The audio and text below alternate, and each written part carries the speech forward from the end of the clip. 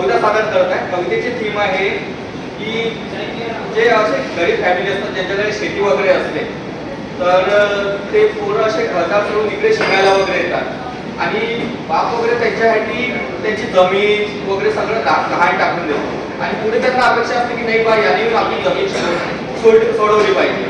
तर त्याच्यावर आधारित ही कविता आहे. कवितेचं नाव आहे पोराची असती. कविता अशी आहे. शहराकडे गेलेल्या पोराची बाप आस लावून बसतो. शहराकडे गेलेल्या पोराची बाप आस लावून बसतो. पोरगं गेलं शिकायला नवीन दुनिया बसवतो. शहराकडे गेलेल्या पोराची बाप आस लावून बसवतो आणि पोरगं गेलं शिकायला नवीन दुनिया बसवतो. धान टाकून आपली शेती पोराच्या शिक्षणाचे पैसे तो भरतो. धान टाकून आपली शेती पोराच्या शिक्षणाचे पैसे तो भरतो. आपण नाही शिकलो तरी पोराला एमपीएससी करवतो. आपण नाही शिकलो तरी पोराला एमपीएससी करवतो. एक दिवस खबर येते पोराचे आईवडील तुम्हीच का. एक दिवस खबर येते पोराचे आईवडील तुम्हीच का. तुमच्या पोराच्या जीवनात काही प्रॉब्लेम होता का. कोण येतो अचानक शहरात. एक दिवस येते खबर पोराचे आईवडील तुम्हीच का. तुमच्या पोराच्या जीवनात काही प्रॉब्लेम होता का. आलेली खबर ऐकून बापाच्या काळजात चीर पडते.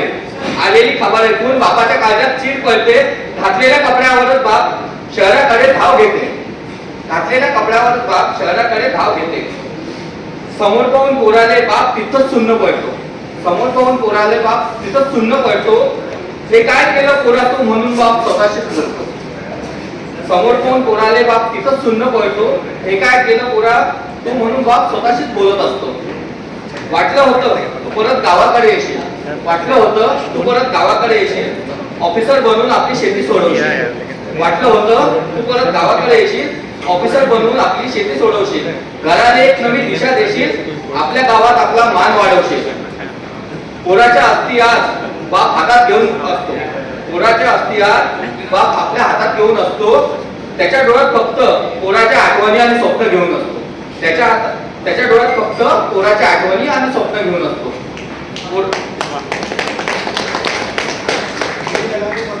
दुसरी कविता आहे छोटीशी शॉर्ट कविता आहे. जेव्हा निर्माण करायचे असते शून्यातून आपले जग. जेव्हा निर्माण करायचे असते शून्यातून आपले जग तेव्हा अडथळे उभे राहतात आपल्या पुढे अनेक. निघावे लागते आपल्याला मार्गावरती. असतो काटेरी वळणाचा रस्ता. घेऊन शिवरायांचा आदर्श करावी लागते सुरुवात. जावं लागतं ज्ञानेश्वरांच्या काळात. जावं लागतं ज्ञानेश्वरांच्या काळात जेव्हा स्वकीयांनी सोडली होती आपली साथ.